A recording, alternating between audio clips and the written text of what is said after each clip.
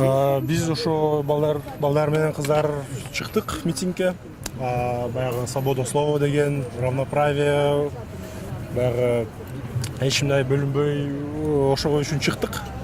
Ошо эл билсин, биз Бишкекте ушундай адамдар бар. Баягы өздөрү демократия сыяктуу айтат. Баягы демократия бизге керек. Биз ушу феминист, ЛГБТден келгенбиз балдарыбыз. Ошодон митингге дагы кошчу өзүбүз бир сөздөрүбүз бар, ушу чыктык да. Азыр бул жакта ошо сиздер биз келдик деп атпайсызбы? Сиздер канчалык көпсүздөр? Биякта митингге чыгып аткан башка адамдардан канчалык көпсүздөр? Ооба, ошо азыр бүгүнкү митингге келген үчүн адамдарыбыз баягы соотношенияга караганда биздикилер уже нормально болуп калды. Азыр өзүңүз көрөсүз да. Болжол менен ошо канчага жакын мисалы өзүңүздүн? Өзүм точно билбейм, бир 50-100 адамдар бар да.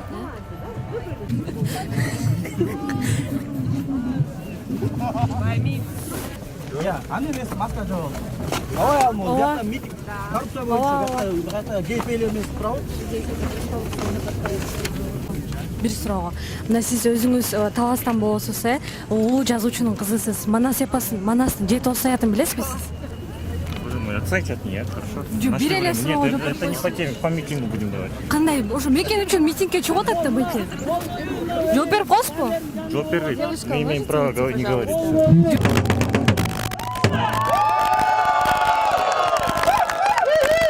Чоң рахмат, большое вам спасибо, чоң рахмат.